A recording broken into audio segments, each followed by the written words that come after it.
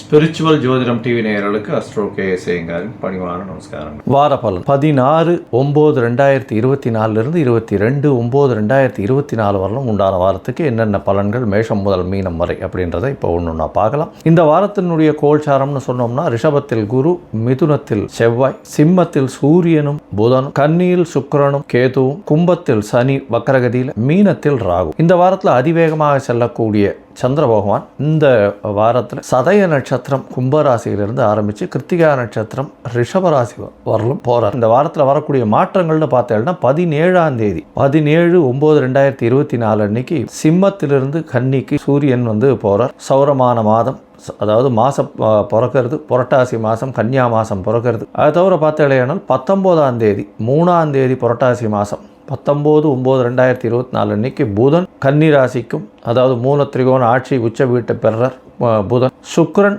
ஆட்சி பெற்ற வீட்டை பெற ஆட்சிக்கு போகிறார். அதாவது தன்னுடைய வீடான துலாத்துக்கு, கன்னி ராசியிலிருந்து துலாத்துக்கு போகிறார். அதனால் பார்த்தேனால் கிரக பெயர்ச்சின்னு சொல்லும் பொழுது சூரியன், புதன், சுக்கிரன் 3 கிரகங்களும் பெயர்றது பெரிய விசேஷம். இந்த வாரத்தில் வரக்கூடிய விசேஷங்கள் அப்படின்னு பார்த்தோம்னா, புரட்டாசி மாதம் பித்ருக்களுடைய மாதம்னு சொல்லக்கூடிய ஆரம்பத்திலேயே புரட்டாசி 18ஆம் தேதி அன்னைக்கு மகாலயபட்சம் ஆரம்பம். பித்ருக்களுக்கு செய்ய வேண்டிய கர்மாக்கள், கடமைகளை செய்ய வேண்டியது. தந்தை இல்லாதவர்கள், அதை தவிர தாய் தந்தை இருவரும் இல்லாதவர்கள் தில தர்ப்பணம் சொல்லக்கூடிய எள்ளின் மூலியமாக தர்ப்பணம் கொடுத்து அவர்களுக்கு செய்ய வேண்டிய கடமைகளை செய்கிறது ரொம்ப முக்கியம். மகாபரணி அப்படின்னு சொல்லக்கூடிய, அதாவது மகாபரணி 21/9/2024 அன்னைக்கு மகாபரணி, அதாவது பித்ருக்களுடைய இறந்த திதி அதெல்லாம் தெரியாதவர் அவர்கள் இந்த நாளில் மகாபரணி அன்னைக்கு, அதாவது திதி கொடுக்கறது ரொம்ப விசேஷம். பொதுவாகவே இந்த பித்ருக்களுக்கு செய்ய வேண்டிய கர்மாக்களை செய்யணும். ஒருவேளை செய்யாமல் விட்டால் என்ன ஆகும் அப்படின்னா, அது ஜோசியத்தில் பார்க்கும்பொழுது, ஜாதகத்தின் மூலியமாக பார்க்கும்போது அவர்களுடைய சந்ததியை பாதிக்கும். அது எப்படி பாதிக்கும் அப்படின்னா, 5/9ன்னு சொல்லக்கூடிய பூர்வ புண்ணியஸ்தானம், அது தவிர பாக்கியஸ்தானம்னு சொல்லக்கூடிய இடத்துல அதாவது துர்கிரகங்கள் இருக்கிறதோ, அதாவது அது தவிர துர்கிரகங்களினுடைய பார்வை இருக்கிறதோ, துர்கிரகங்களாக இருந்து நீச்சப்பட்டு போகிறதோ, இந்த மாதிரியான விஷயங்கள் நடக்கும். இதன் மூலியமாக அவர்களுக்கு கிடைக்க வேண்டியது கிடைக்க நேரத்தில் கிடைக்காமல் போகும். அது தவிர மிகப்பெரிய கஷ்டத்தை அவர்களுடைய வாழ்நாளில் அனுபவிக்கக்கூடும். அதனால் முடிஞ்சவரை அவர்கள் செய்ய வேண்டிய, முன்னோர்களுக்கு செய்ய வேண்டிய கடமைகளை கண்டிப்பாக செய்யணும் அப்படின்றது கிருத்திகை நட்சத்திரம் வருது. அதாவது கிருத்திகை நட்சத்திரம் 22ஆம் தேதி அன்னைக்கு 22/9/2024 அன்னைக்கு கிருத்திகை நட்சத்திரம். எந்தெந்த ராசிக்காரர்களுக்கு சந்திராஷ்டிரம் அப்படின்னு பார்ப்போம். இந்த வாரத்தில் பார்த்தோம்னா கடகம், சிம்மம், கன்னி, துலாம் இந்த 4 ராசிக்காரர்களுக்கு சந்திராஷ்டிரம். மதிகாரகனான சந்திர பகவான் மறைந்திருக்கக்கூடிய காலகட்டத்தில் தவறான முடிவுகள் இருக்கும். யாருக்கும் ஜாமீன் கையெழுத்து போட பொறுமையாக இருக்கிறது ரொம்ப. இந்த வாரத்தில் மேஷம் முதல் மீனம் எப்படி இருக்குது அப்படின்னு ஒரு ராசியாக. ரிஷபம், கிருத்திகை, ரோகிணி, மிருகசீரிஷம் இந்த 3 நட்சத்திரம் 9 பாதங்களை கொண்ட ராசி. ராசியின் அதிபதினு சொல்லக்கூடிய சுக்கிர பகவான். இந்த வாரத்தில் ஒரு பெரிய சிறப்பு என்னென்னா, இவ்வளவு நாளாக சுக்கிர பகவான் உங்களுடைய ராசிக்கு 5ஆம் இடத்துல நீச்சப்பட்டு போயிருந்தார். 6ஆம் அதிபதி 6க்கு 12ன்னு சொல்கிறதும், ராசியின் அதிபதி 5ஆம் இடத்துல நீச்சப்பட்டு போயிருக்கிறது அந்த அளவு விசேஷம் இல்லை. கொஞ்சம் மனசில் கிளேசம் இருக்கும், பயம் கொஞ்சம் அதிகமாக இருக்கும். ஏன்னா 8ஆம் அதிபதியான குரு, என்னதான் குருவாக இருந்தாலும் அவர் 8ஆம் அதிபதி. அவர் உங்களுடைய ராசியிலே உட்காந்துருக்கிறதுனால ஏதாவது தவறு நடந்துருமோ, நம்மளுக்கு பிரச்சனைகள் வருமோ அப்படின்ற ஒரு மனசு கஷ்டங்கள், மனசில் ஒரு பிரச்சனைகள் இருந்து கொண்டே இருக்கும். இந்த வாரம் உங்களுக்கு பெரிய ஏற்றத்தை கொடுக்க போகிறது. எல்லா விதமான விஷயங்கள்லையும் வெற்றி பெறக்கூடிய வாய்ப்புகள் வருது. ஏன்னா ராசிநாதன் 6ஆம் இடத்தில் ஆட்சி பெற்று போகிறார். எந்த ஒரு எதிரிகளாக இருந்தாலும் நீங்கள் சொல்லக்கூடியதை வெற்றிகரமாக செய்து முடிக்கக்கூடிய காலகட்டமாக அமைகிறது. ஏதோ பார்த்தோம்னா உங்களுடைய ராசிக்கு 2-5 அதிபதினு சொல்லக்கூடியவர் புத பகவான், அவர் 5ஆம் இடத்துல ஆட்சி பெற்று மூலத்திரிகோணம் பெற்று இருக்கக்கூடிய காலகட்டமாக இந்த வாரம் அமைகிறது பெரிய விசேஷம். இந்த வாரத்தில் உங்களுடைய ராசிக்கு 12ஆம் அதிபதி 2ஆம் இடத்துல இருக்கிறதுனால சிறு சிறு செலவுகள் குடும்பத்துக்குன்னு செய்யக்கூடிய வாய்ப்புகள் உண்டு. பேச்சில் ரொம்ப கவனமாக இருக்கிறது நல்லது.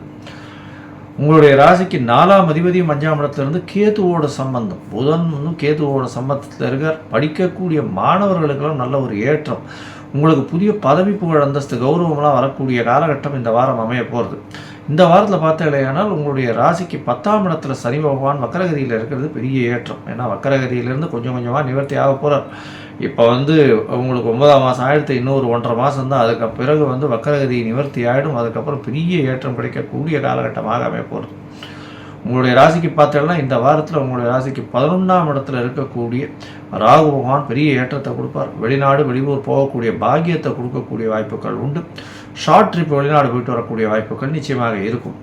இந்த வாரத்தில் அதிவேகமாக செல்லக்கூடிய கிரகமான சந்திர பகவான் உங்களுடைய ராசிக்கு 10ஆம் இடத்துல போய் இருக்கார். இந்த வாரத்தை ஆரம்பிக்கிறார் 16/9/2024 22/9/2024 வரலும் உண்டான வாரத்தில் சந்திர பகவான் உங்களுடைய ராசிக்கு 10ஆம் இடத்துல இருக்க புணர்ப்பு யோகம் அமையிறது. இந்த வாரத்தில் வேலையில் சற்று மனசு போகிற வேகத்துக்கு உடல் போகாது. அதனால் கொஞ்சம் ஜாகிரதையாக பார்த்து ஒர்க் லோடில் காம்பன்சேட் பண்ணுங்க, பேலன்ஸ் பண்ணுறதுக்கு பாருங்கள். அது ஒரு பெரிய விஷயம். இதன் மூலியமாக பார்த்தோம்னா உங்களுக்கு ஒரு நல்ல ஏற்றம் கிடைக்கக்கூடிய காலகட்டம். வேலையில் ஒரு பெரிய ஏற்றம், செய்யக்கூடிய தொழிலையும் பெரிய ஏற்றம், வேலையில் ப்ரமோஷன் கிடைக்கக்கூடிய வாய்ப்பு, தொழிலில் வெளிநாடு சம்பந்தமான முதலீடு, வெளிநாட்டின் மூலியமாக அந்நிய மதத்தினர் மூலியமாக நல்ல ஒரு ஏற்றம் கிடைக்கக்கூடிய காலகட்டமாக அமைப்போகிறது. இந்த வாரத்தில் உங்களுடைய ராசிக்கு 18ஆம் தேதி கார்த்தால ஒரு 7:15 மணி வரும் சந்திர பகவான் 10ஆம் இடத்துல இருக்கார். அதற்கு பிறகு 11ஆம் இடத்துல ராகுவோட சம்பந்தத்தில் போகிற நல்ல ஒரு ஏற்றம். 11ஆம் இடத்தில் சந்திர பகவான் போகிறது உங்களுடைய முயற்சிகள் அனைத்தும் வெற்றியாகும். நினைத்த காரியங்கள் நினைத்த இடத்தில் நடக்கக்கூடிய காலகட்டமாக அமைய போகிறது.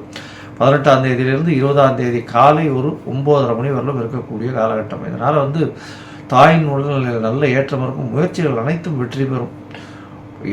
உங்களுடைய மூத்த சகோதர சகோதரிகள் மூலியமாக நல்ல ஒரு ஏற்றம் கிடைக்கக்கூடிய காலகட்டமாக அமைய போகிறது.